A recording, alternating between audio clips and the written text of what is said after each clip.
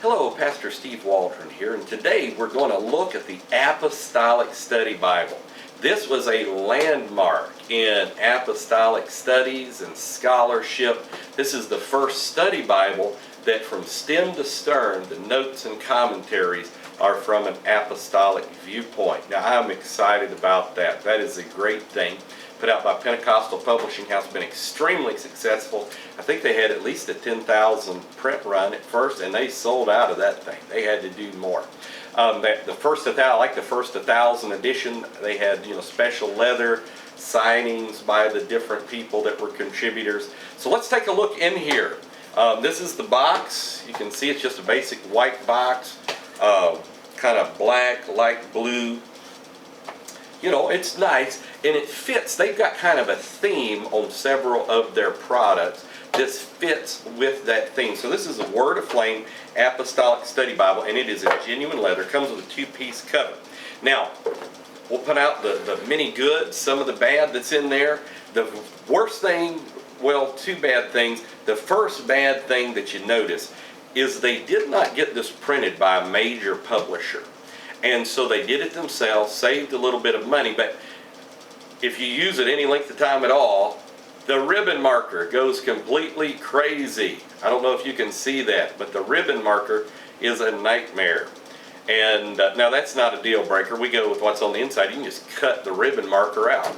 But the ribbon marker does in fact go crazy on this Bible. That's just one of the few defects on this Bible. The other thing is, even though it's genuine leather, now when I first got this Bible, I was highly impressed with this genuine leather. Since I've had it, it's not wearing very well. It just doesn't. It's probably Chinese genuine leather. Drudge Report today, it's August 1st, 2016. One of the headlines, if you're getting genuine leather from China, it may be a dog. I don't know if this is dog leather or not, but it's not good leather.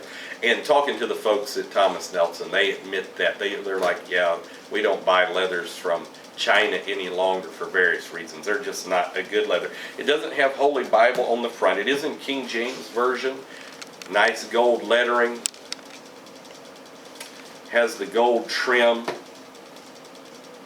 on it. Now, one of the things, too, being done, I'm not sure if you can see this, on a little less expensive scale, is it's what's known as tracking on the gold edging. You can see that's not even. It's gold, and then there's tracking. Gold and tracking. So, but again, that's not a deal breaker. That's just cosmetics. I had somebody point that out to me. I didn't even notice it really myself. I just thought it was something with the Bible. So that's just something there. And so you open it up.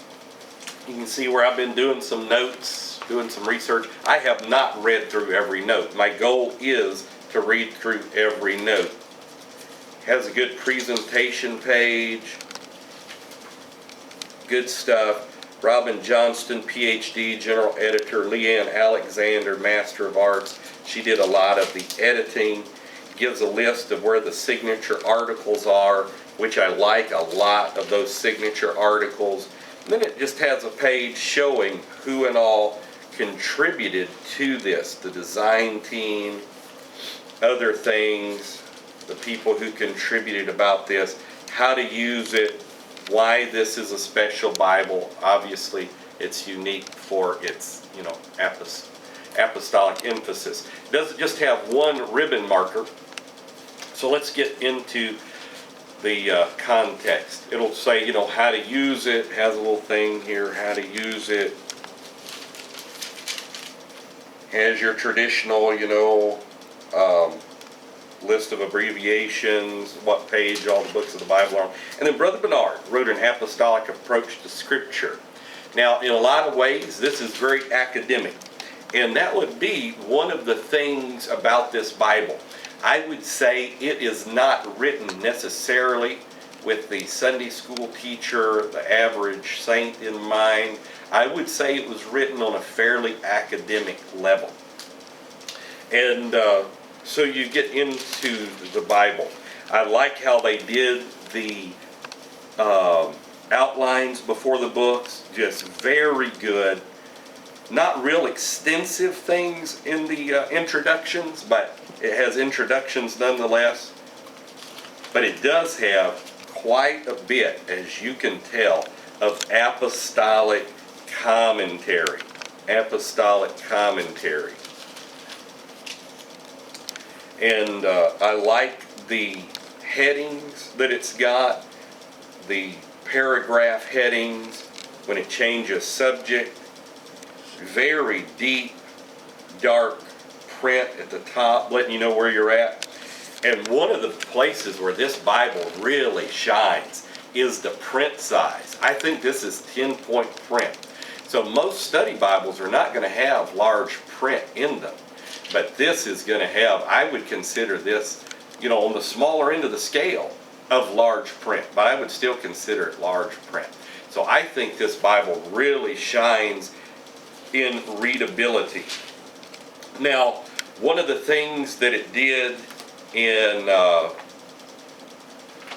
because they got it printed overseas, let me see if I can find this, where it is at. I used to have it marked. I'm not sure I have it marked any longer. But it actually leaves out a verse. Now, I'm not talking about leaving out a verse because of textual criticism or something like that. But it actually just in Psalms, it just skips over a verse. Here it is. It is Psalm 83. It goes Psalm 83. It goes from verse 8 to verse 10. I marked it. I put uh-oh in there.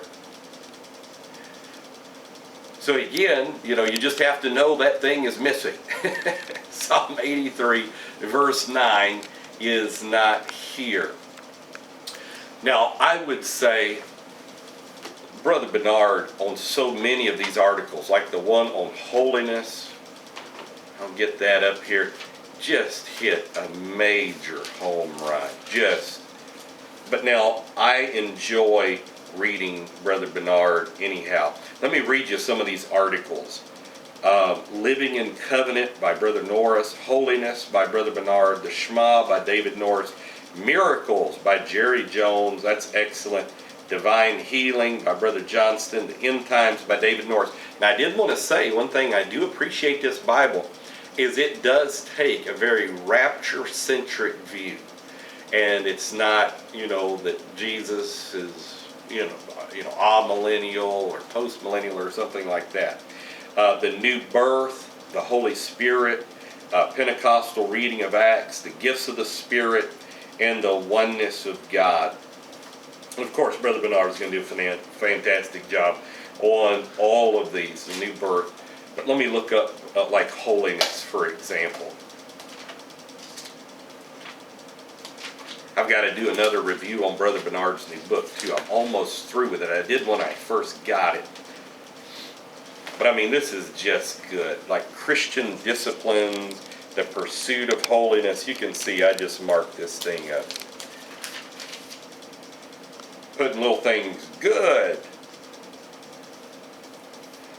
Now, one of the reasons I said this is more like an academic Bible. Well, let me do this first. Let me go to the back, show you what's in the back, and then we'll show you why it's a little more academic. Well, another place where this Bible really shines, to my knowledge, this is the first Bible with an Apostolic Concordance in it. An Apostolic Concordance. Just tremendous. And it's done very well. Print's not real huge, but it is very clear. Has good maps in the back.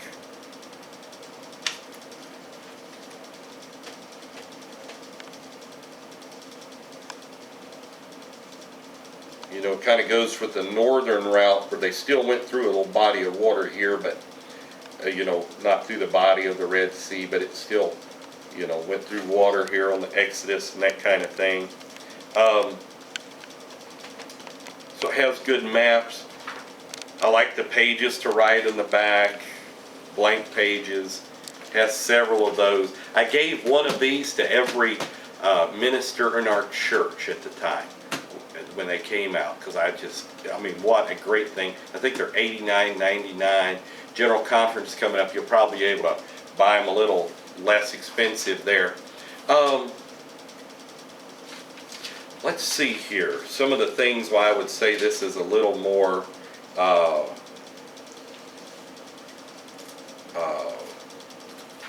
academic. You know, from a Pentecostal viewpoint, we believe we're against jewelry and we're against makeup and all this. So when you get to Exodus 33, one of those places you'd be able to really preach against jewelry, in verses 4 through 6, where he says to take off your ornaments from thee, that I may know what to do. In the notes, it goes from 33:3 to 33:7. So the note really does not bring that out. When Jacob is coming up, and he's getting rid of all of the ornaments in his household, and that type thing. In where is that at? In 35, yeah, 35 and 2, 35 and 4. Here's the note when it says about taking off earrings. Earrings were often worn as a cultic symbol of devotion to a particular god. Now, that's good, and that's great information to know, but the problem would be, let's say you're trying to talk to a new convert, and they're like, well, I just wear my earrings because I wear my earrings. I don't wear it as a cultic devotion to a particular god. So that's the reason I said it's a little more academic than us guys that are out here in the field trying to win souls, that type thing. When you get to Jezebel, like 2 Kings 9:30, you guys know what that's about. Jezebel painted her face and tired her head. And so we would traditionally say that's against makeup. Here's the note on that. Old Testament narratives capture women standing in windows with enough frequency for this image to be a biblical motive, often associated with impending doom. But no mention of anything about makeup or anything. It just says, well, women standing in windows, that's something the Bible really talks about. But now the article will, so I don't want to act like it's not in existence in here. It is. But when you get to the New Testament, and some of the things we would talk about, like in 1 Peter, when it talks about the wearing of gold. Now, this is the reason I said it's a little more academic. This is what it says about, the wearing of gold. It says, still describing the conduct that should characterize a believing wife, this passage maintains that her adorning should not be outward by means of plaiting, elaborately braiding, interweaving, or knotting her hair, wearing gold, and putting on of apparel. While some have contended for a complete ban on certain styles of hair arrangement or on the wearing of anything made of gold, it would logically follow that such an absolute ban would necessarily include the wearing of clothing, which is obviously erroneous. Well, see, that's when I'm talking to, like, what we call charismatics. That's what they say. Well, if I can't wear gold, I can't wear clothes either because of that verse. So I don't think it was written in a certain way, but it wasn't necessarily written for our new converts in mind and our people out here battling for our holiness standards and that type of thing. But overall, I mean, get the Bible. It's a great Bible. It is a monument of scholarship. I'll show you another thing, like in 1 Timothy 2, 9 and 10, when we're talking about modesty and all this kind of stuff. It has this: expensive clothes, excessive hairstyling, and flamboyant jewelry were a problem for the church in Ephesus. Whereas Paul admonished the men not to be angry while in prayer, he admonished the women to express modesty in their clothing and hairstyle. So, it says it's a problem in Ephesus. Well, it's a problem for everybody. It's not localized. It was a problem. It's a problem for everybody. We don't want to have pride in our outward adornment. I'll give you one more example of this. Deuteronomy 22:5, about the distinction of sexes in clothing. We'll read the note there in Deuteronomy 22:5. And again, I'm not saying it's not written in an article somewhere, but it'd really be helpful to have it in a note as well, because a lot of people may not read the article. They'll read the note as reading through the Bible. 22:5, gender distinction is in view in this verse. So, so they could have maybe said something about pants, dresses, the distinction, but they just say gender distinction is in view in this verse. Whereas if you go to like the King James Study Bible, it just goes into this massive thing about why men and women should dress different and all this. So something that's an abomination, maybe it should have more written about that. There's several things like that. Some of the introductions, some of the things like in 1 Timothy, conscience is a construct of the Greco-Roman world and all this kind of stuff, and just things like that. Now, me, if I was to rank the study Bibles put out by Word Aflame Press, a numero uno would be the Thompson Chain Reference with the 32 pages of apostolic doctrine. Not only is it great quality, great size, but those 32 pages are probably, for me, in a succinct form, the best expression of apostolic doctrine I have ever seen. So I would highly recommend that Word Aflame Press Thompson Chain Reference. I would get this. It's wonderful. It's not going to have any center column reference, anything like that. It's not meant to be a reference Bible, that type thing. Good to have around. Has some interesting things in it. The articles are where it shine. The first Apostolic Concordance, fantastic. When you get to the notes, if you're really into academia, let's say you're going to a secular university or you're going to Vanderbilt, School of Divinity or Harvard or something, these notes will mean a lot to you. Sometimes, for just us average Joes out there, the notes are not going to be as practically apostolic as we would prefer. And there's actually, unless they've removed it, on the PPH website, there's a guy who wrote a review. And I was already thinking these things. He wrote these exact same things. I was like, wow, that is simply amazing. So the Apostolic Study Bible. Thank God Apostolics have their own publishing house, coming out with their own books on Sunday school literature. Let's get the truth all around the world. God bless you today.